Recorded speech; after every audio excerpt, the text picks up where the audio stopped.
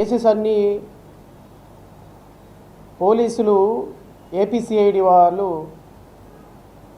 లేదు అసలు గౌరవ ముఖ్యమంత్రి చంద్రబాబు నాయుడు గారు భారతదేశానికి ఒక తలమానికమైనటువంటి నేత, అసలు ఏ విధంగానూ తప్పు చేయలేదు ముఖ్యమంత్రి గారు, ఈయన అద్భుతమైనటువంటి నిజాయితీ పరుడని ఒక క్లీన్ చిట్ ఇచ్చి ఏసీబీ కోర్టులో దాఖలు చేసినటువంటి ఛార్జ్ షీటు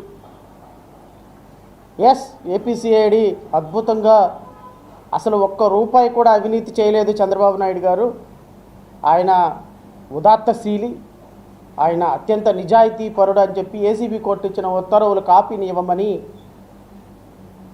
వేస్తే ఒక పిటిషనరు,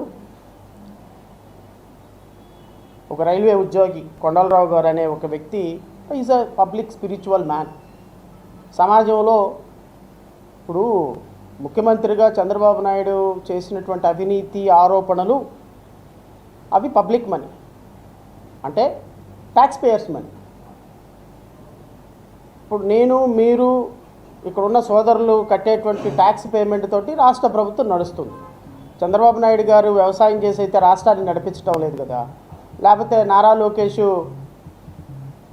స్టాన్ఫోర్డ్ యూనివర్సిటీలో చదివిన నారా లోకేష్ ఆయన ఉద్యోగం చేసి అయితే రాష్ట్రాన్ని నడిపించడం లేదు కదా, లేకపోతే పవన్ కళ్యాణ్ సినిమాల్లో నటించి రాష్ట్రాన్ని నడిపించడం లేదు కదా.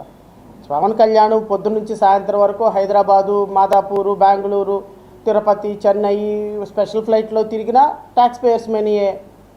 చంద్రబాబు నాయుడు, నారా లోకేష్ పొద్దుగూకులు సింగపూర్ వెళ్ళి దోచుకున్న డబ్బంతా సింగపూర్లో అక్కడ ఇక్కడ దాచిపెట్టడానికి ప్రభుత్వం ప్రగతి అద్భుతమైన కంపెనీలు అని చెప్పినా ప్రజల మనీయే.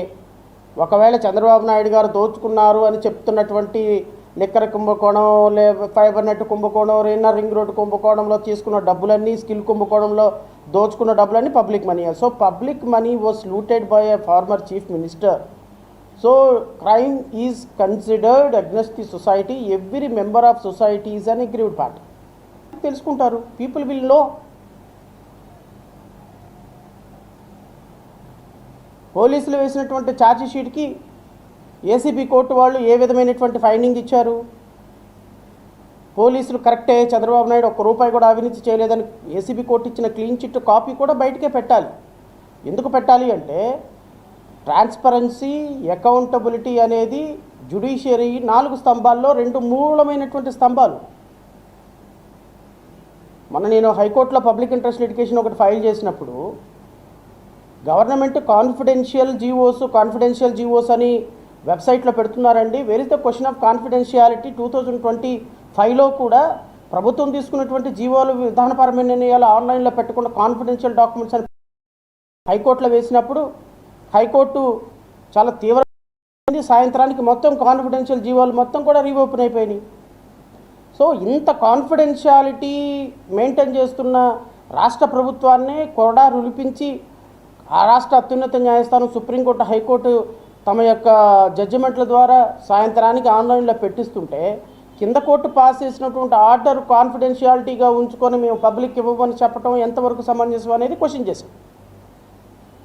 రాష్ట్ర ప్రజలు కూడా అడగాలి, రాష్ట్ర ప్రజలు కూడా ఆలోచించాలి.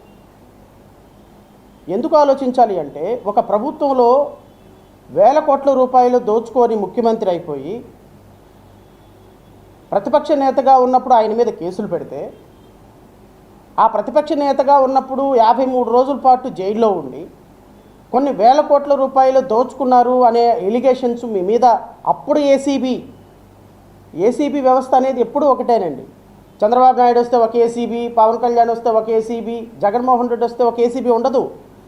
సెంట్రల్ క్రైమ్ ఇన్వెస్టిగేషన్ డిపార్ట్మెంట్ అంటే పోలీసులు సిఆర్పిసి ఫాలో అవ్వాలి, ఐపీసీ ఫాలో అవ్వాలి. మీ పాత సిఐడి ఆఫీసర్లు 100 కోట్ల రూపాయలు చంద్రబాబు నాయుడు దోచుకున్నాడు అని మీరు అభియోగం పెట్టి 53 రోజులు మారిన వెంటనే కొత్త ఆఫీసర్ వచ్చి తూచి చంద్రబాబు నాయుడు గారు క్లీన్ చిట్ అంటే సిఐడి డిపార్ట్మెంటు ప్రభుత్వాలకు అనుగుణంగా పనిచేస్తుందా, ప్రజలకు అనుగుణంగా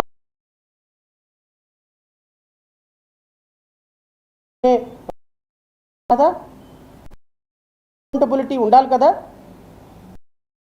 జీతాలు తీసుకుంటున్నప్పుడు మీరు ప్రభుత్వాల కోసం పనిచేస్తారా, ప్రజల చేస్తారా అని ప్రజలు కూడా ఆలోచించుకోవాలని కోరుతున్నారు. 64 సీట్లు ఈరోజు కళ్యాణ్ మీద వాలంటీర్ కేసు క్లోజ్ చేసుకున్నాడు. ఈరోజు చంద్రబాబు నాయుడు మీద ఉన్నటువంటి వేల కోట్ల రూపాయల అవినీతి కేసులు క్లోజ్ చేసుకుంటున్నారు. ఈరోజు నిన్నగాక మొన్న de facto chief minister Nara Lokesh home మినిస్టర్కి వినతి చేస్తున్నాడు. గత ప్రభుత్వం పెట్టిన కేసులన్నీ ఎత్తేసేయి, అనితా గారు మీరు ఒక్కసారి దీని మీద చాలా సీరియస్గా రెస్పాండ్ అవ్వండి అని. What kind of administration is this అండి? నేను జేబీపీ పార్టీ తరపు నుంచి అడుగుతున్నా, మీరు ముఖ్యమంత్రి అయింది, మంత్రి అయ్యింది, ఉప ముఖ్యమంత్రి అయింది, మీ మీద పెట్టిన కేసులు క్లోజ్ చేసుకోవడానికా?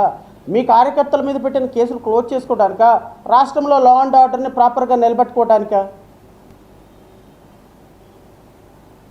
సో నేను రాష్ట్ర ప్రజలను కూడా కోరుతున్నా, వీళ్ళకి మీరు 164 సీట్లు ఇచ్చింది దేనికోసము అంటే, 164 సీట్లు ఇచ్చింది పవన్ కళ్యాణ్ ఒక సినిమాలో సంపాదించే డబ్బు ఒక నెలలో సంపాదించడం కోసమా? పవన్ కళ్యాణ్ శాఖల్లో జరుగుతున్నటువంటి అవినీతి, విచ్చలవిడి అవినీతి నేను ఆధారాలతో సహా ఈరోజు రాష్ట్ర ప్రజల ముందు పెట్టబోతున్నా. పవన్ కళ్యాణ్ నిర్వహిస్తున్నటువంటి శాఖల్లో ఫారెస్ట్ డిపార్ట్మెంట్లో జరుగుతున్న అవినీతి, పవన్ కళ్యాణ్ నిర్వహిస్తున్నటువంటి పంచాయతీరాజ్ డిపార్ట్మెంట్లో జరుగుతున్నటువంటి అవినీతి, ఈరోజు రాష్ట్రంలో ఫారెస్ట్ డిపార్ట్మెంట్లో ఉన్నటువంటి ల్యాండు రమారమి 1,40,000 ఎకరాల ఫారెస్ట్ ల్యాండు దుర్మార్గుల చేతుల్లో ఉంటే నువ్వు తోలు తీయాల్సింది, తొక్క తీయాల్సింది ఆ దుర్మార్గులది. కానీ ఊరికే పొలిటికల్ ఉపన్యాసాలు ఇచ్చి సోది కబుర్లు, సొల్లు కబుర్లు చెప్పటానిక? నేను వస్తా, 1 by 1 వస్తా దానికోసం. సో రాష్ట్ర ప్రజలను నేను కోరేది ఏంటంటే, ప్రజలారా ఒక్కసారి ఆలోచించండి. ఎవరి కోసం మీరు 164 సీట్లు ఇచ్చారు? నిరుద్యోగులకు ఉద్యోగాలు ఇస్తామన్నారు, పోయినాయి. ప్రతి మహిళకి నెలకి 1,500 రూపాయలు మీ అకౌంట్లో పడతాయి అన్నారు. 19 నెలల నుంచి వాళ్ళకి పడాల్సిన 1,500 రూపాయలు ఎప్పుడు వేస్తున్నారని అడుగుతున్నాను నేను. నెలకు 3,000 రూపాయలు నిరుద్యోగ ప్రతి నిరుద్యోగికి ఇస్తామన్నారు. నెలకు 3,000 రూపాయలు ఎప్పుడు వేస్తున్నారని అడుగుతున్నాను నేను. ఎప్పుడు వేస్తున్నారు చెప్పండి?